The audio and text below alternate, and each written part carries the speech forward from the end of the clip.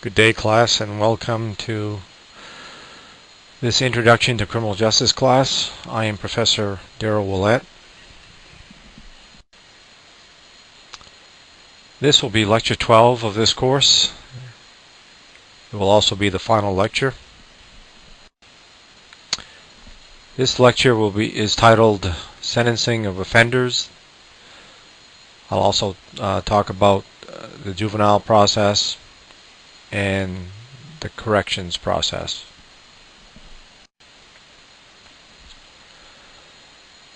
And looking at our criminal justice funnel, these will be the final two stages of the funnel: the sentencing phase and the corrections phase. Corrections, as you all know, is another word for what is done with an offender after conviction, whether they are sentenced to probation, whether they're sentenced to a correctional facility, whatever decision the judge makes after sentencing. I hope you've enjoyed this course. It is an intro to criminal justice course. I have touched on various stages within the criminal justice system. There are courses that are much more involved in each one of the processes that you see here. You can take a specific course on each one of these stages, particularly the last stage, corrections. There are courses out there that you can take on jail operations, on the prison system in the United States, and so forth. This course touches on everything within the criminal justice system. That's why it's an introduction. Any further follow-up should be taken if you have an interest in any specific area.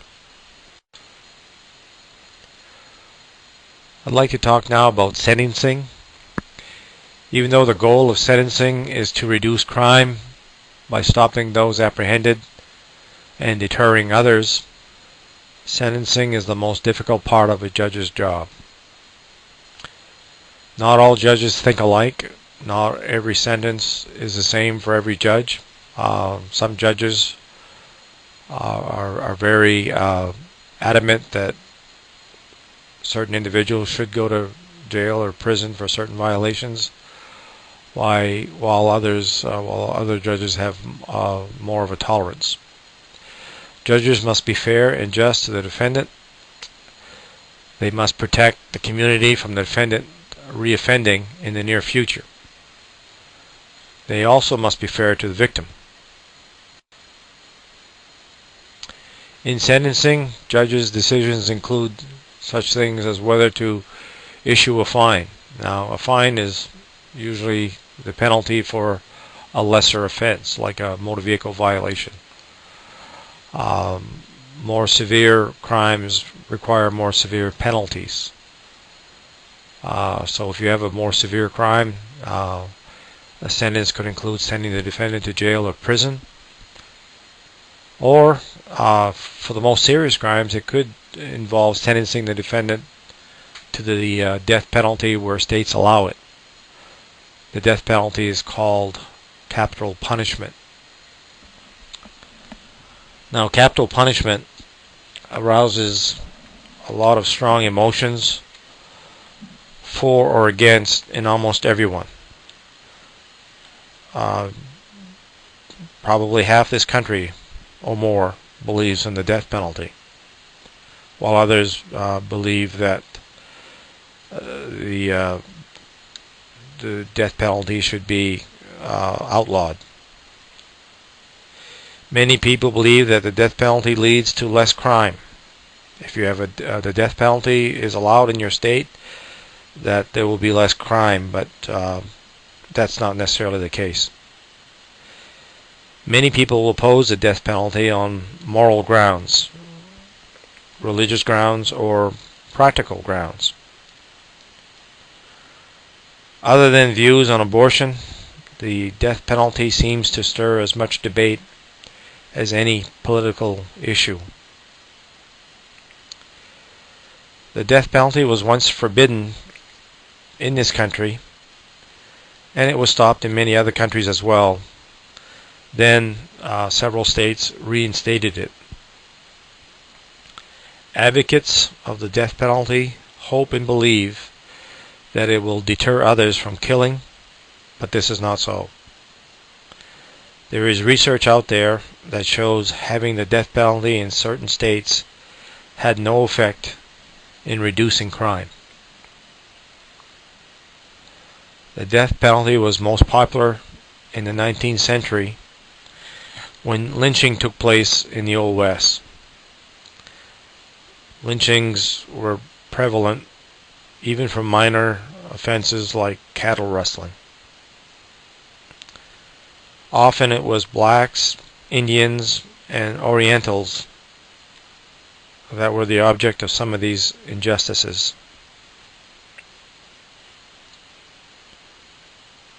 Execution today are more common still in southern and western states. Over the years, there have been many attempts to do away with the death penalty. Many organizations like the NAACP have led movements to abolish the death penalty. The death penalty has always been considered by many as cruel and unusual punishment, which falls under the Eighth Amendment.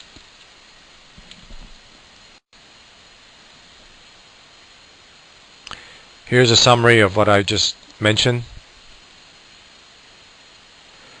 The death penalty was brought over from our English heritage, and again, it was most popular in this country in the 19th century.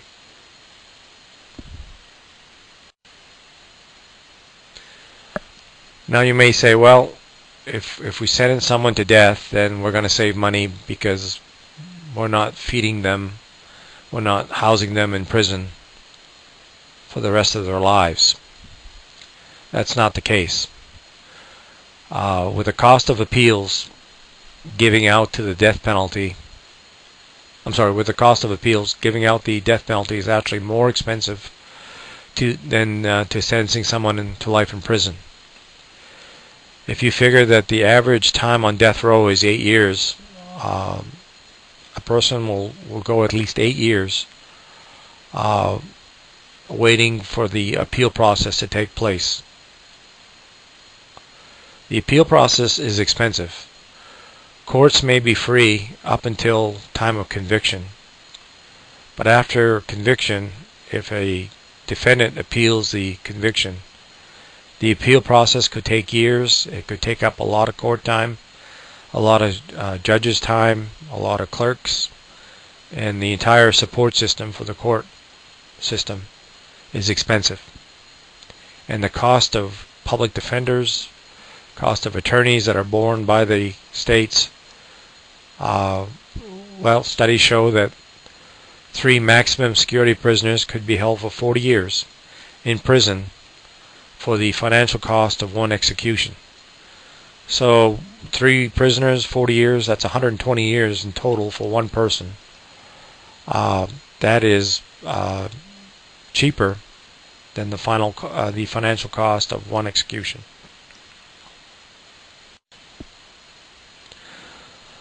The most common form of execution today is electrocution and lethal injection, with murder being the most common offense for that sentence. There are other forms of executions in the United States, and they include the firing squad and hanging. Those may seem a little bit archaic. They don't occur very often. Again, the overwhelming majority of cases are either electrocution or lethal injection, with lethal injection being number 1. Women are, that should be WOMEN, women are rarely sentenced to death in the U.S. Prior to 1977, only 1 has been legally executed.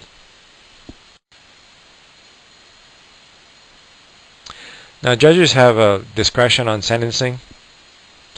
They have a wide range of discretion in issuing sentences except where mandatory sentences are written into law. Legislatures have gotten involved in sentencing mostly because they believe that judges should be mandated to give a certain amount of years for serious crimes. Some judges may be lenient, others may be very strict, but legislatures have gotten into the act by requiring mandatory sentences, requiring so many years for an offense. As I've mentioned in earlier lectures, Class A crimes are from 10 to 20 years. Class B crimes, 5 to 10 years.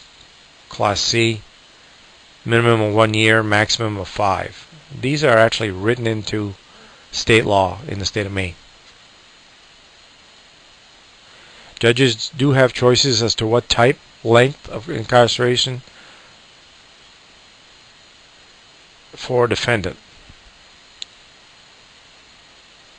Jails are for sentences less than a year. Prisons are for sentences greater than a year.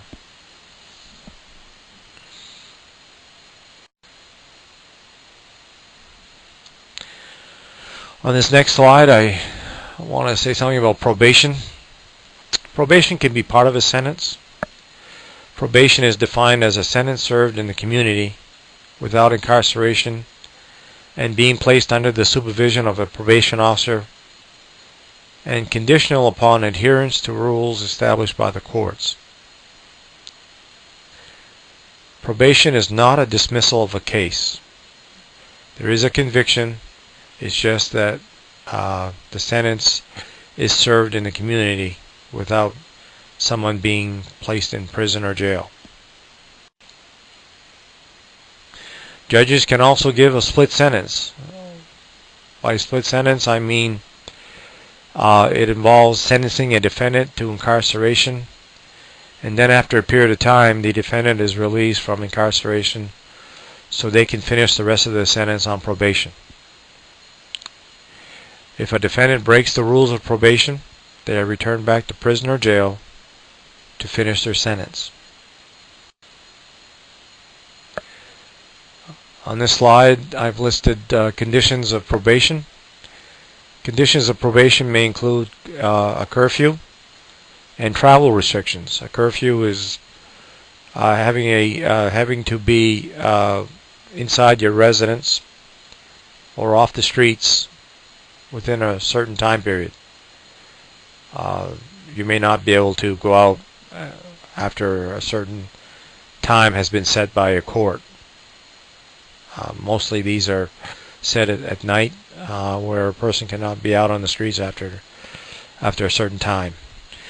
Probation can also include restitution. Restitution is paying back to the victim the damage you have caused. Usually restitution is financial, a monetary amount. Probation may include staying away from drugs and alcohol and certain persons. Certain persons are usually people with a criminal record, or it could be someone who has a restraining order against you. And probation may also include undergoing psychiatric testing, counseling, or therapy. Now, probation is considered lenient by many, but it also serves many purposes. Probation allows a defendant a second chance to turn their life around. Probation also relieves the overcrowding problem in our correctional system and allows less serious offenders to be punished in a lesser manner.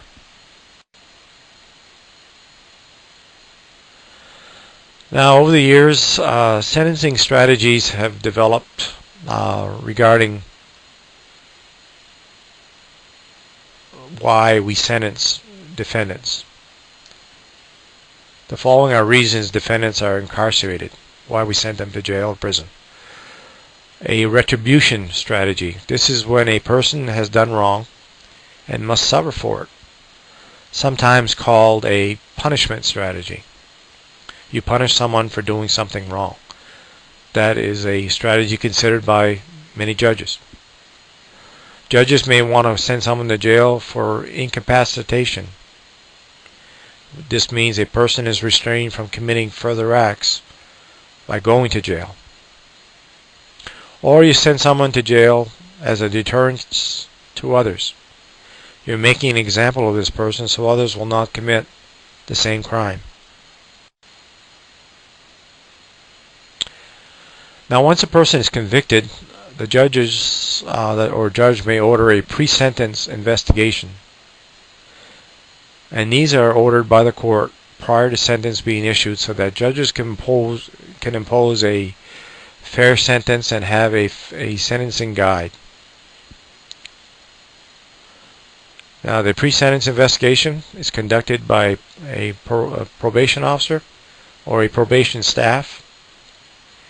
And this is a background investigation which presents relevant information on the defendant, such as whether the defendant has a criminal history, whether the defendant is gainfully employed, and what's the school background of the defendant. Is the defendant educated?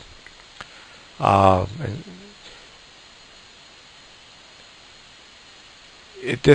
these things help a judge decide what type of sentence a person will receive.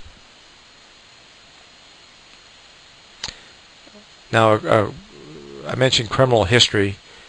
Once a defendant is undergoing a trial, his criminal record cannot be mentioned during a trial. If someone is on trial for rape, it cannot be brought out that the person has a criminal history even for other crimes, because this could taint a jury's decision as to what type of person this person is. So if someone is a career burglar and they've got many burglary convictions, that cannot be brought out in a trial if he's being tried for rape. It's prejudicial to the jury. Pre-sentence investigations are done when any of the following exists. The court will order a pre-sentence investigation when the crime requires more than 1 year in prison. The court orders it when the offender is under 21 years of age. Pre-sentence investigations are not necessary when there is a mandatory sentence required, but judges may order them anyway. Pre-sentence investigations are not considered confidential. As I said earlier, they're sometimes completed by a probation staff, a group of people. They're made available to the prosecutor, to the defense attorney, to the judge. They're also made available to the correctional facility where the person is being sentenced.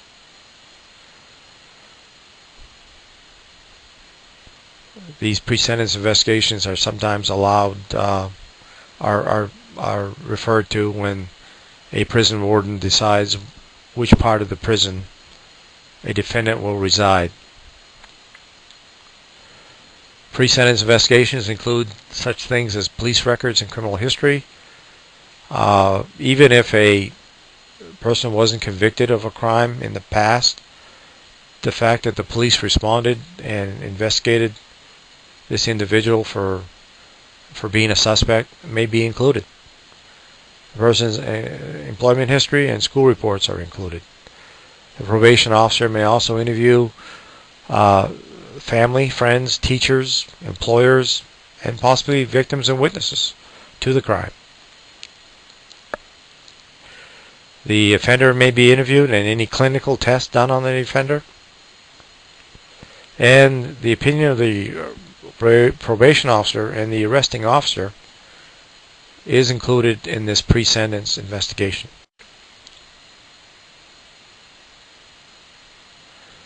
This report is presented to the judge prior to sentencing. And again, I indicated earlier that it's also provided to prison officials. So again, they're not a highly confidential report. Lots of people have access to them. Now I'd like to talk for a few minutes about the juvenile justice system. Juveniles are treated differently than adults throughout the criminal justice system. Unlike adults, juveniles are frequently charged with a crime without being arrested and allowed to go home rather than be placed in jail. It's long been thought that jails are not a proper place for a juvenile to be. To place a first-time offender amongst hardened criminals is not good for the juvenile. It may actually aggravate the situation even more and make that juvenile worse than he was before he went in. So jail is the last resort for a juvenile if they've committed any type of crime. Juvenile court proceedings are quite different than adult proceedings. They're not open to the public. They're held in private in a district court courtroom. A judge hears the evidence. Juveniles do not get a jury trial. Juveniles are usually given more lenient sentences than adults. And if rather than having a conviction, sometimes the juvenile is given what we call an informal adjustment. Informal adjustment is a process in many states where juveniles are given a second chance to turn their life around rather than face a court conviction.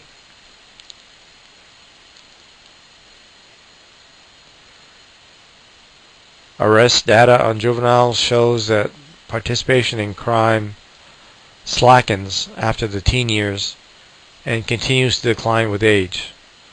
So sometimes juveniles go through a rough period, whether they're into drugs or a broken home. They may have a period where they'll get into trouble. The informal adjustment process allows the juvenile a second chance. It's not a conviction, but the juvenile is made to probably do community service. They're given a curfew. They're required to have good grades. They're required to provide restitution to the victim. Informal adjustment is by no means an easy way out. Some juveniles would rather go to jail than to participate in the informal adjustment process. But it does keep a clean record for the juvenile.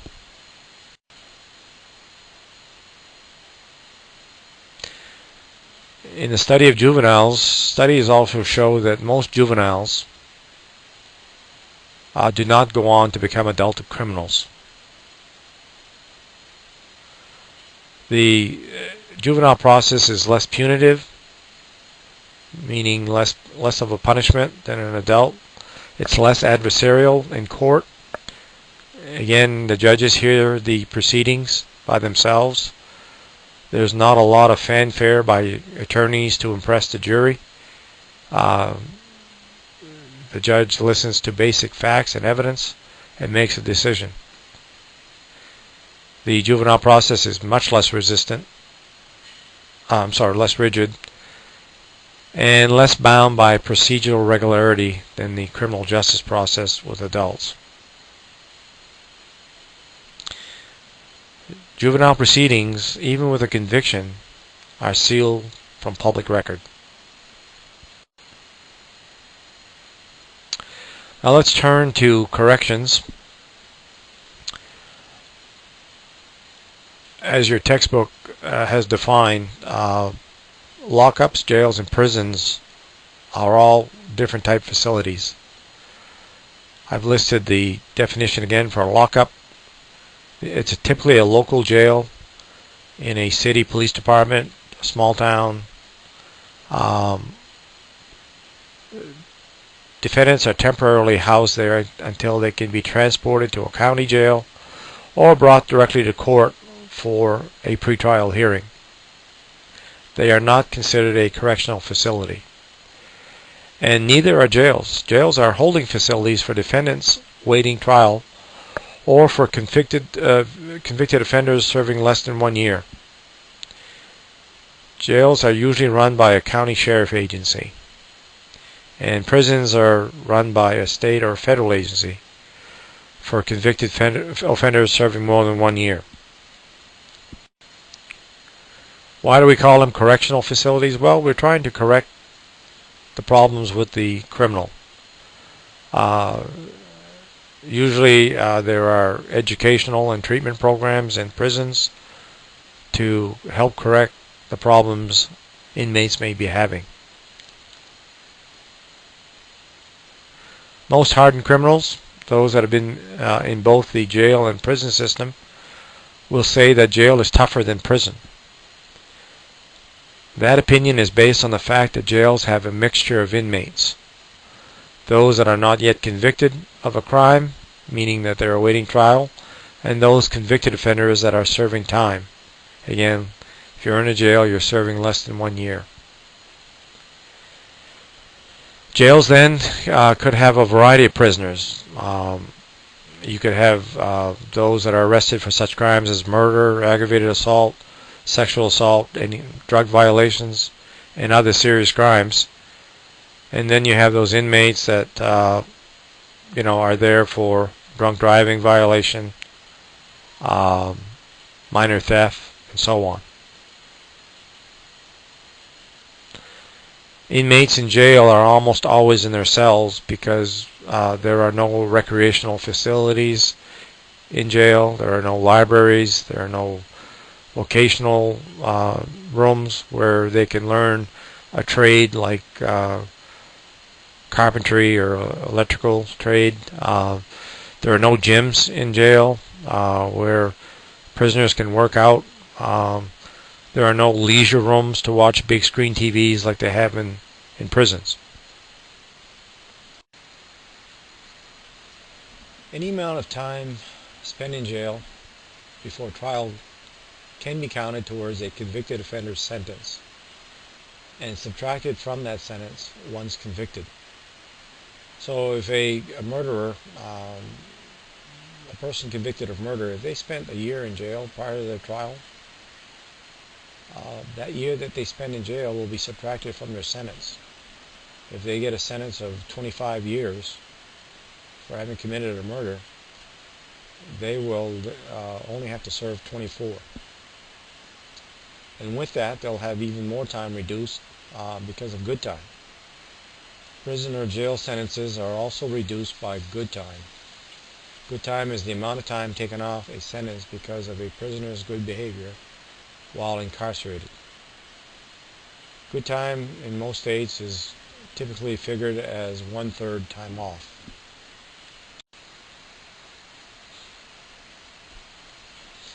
Prisoners can be released from jail or prison in the following ways. I just mentioned good time. They have served the sentence minus good time. If a prisoner does not get good time and they serve the sentence because they maxed out, that means that they have served their entire sentence. They were given 25 years, they served 25 years. The prisoner may also get a pardon.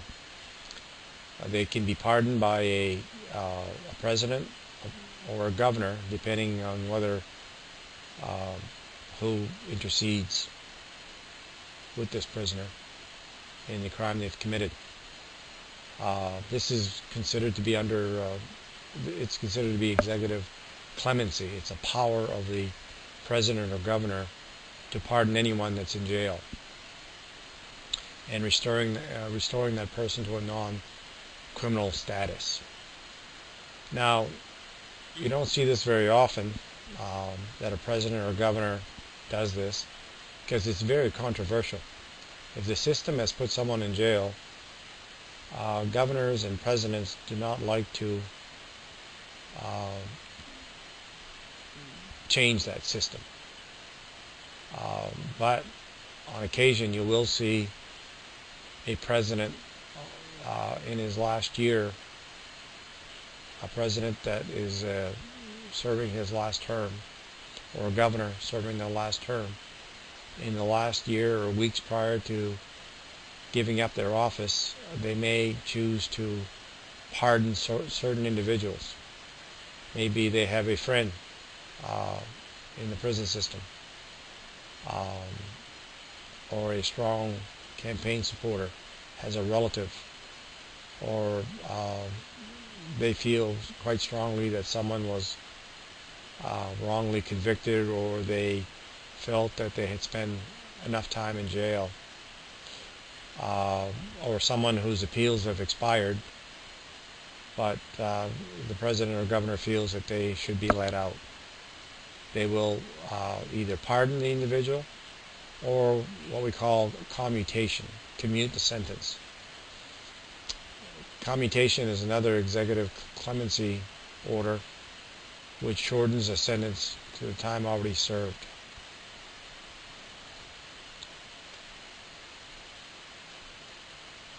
Probably the most famous pardon is, well, I won't get into that, but President Gerald Ford pardoned President Nixon for his wrongdoing. A reprieve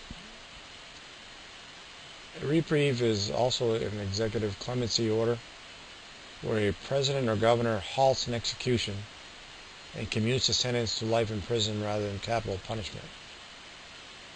If a person is given capital punishment and they're about to be put to death, the governor or president has the executive clemency power to stop that execution and turn that execution, rather than have an execution, order someone serve life in prison. In the closing of this lecture and of this course, a question should be asked: have we come a long way since the early beginnings of our English heritage? I would say we have. We seem to be a little bit more civilized today in many aspects of the criminal justice system. Our correctional system is more civilized.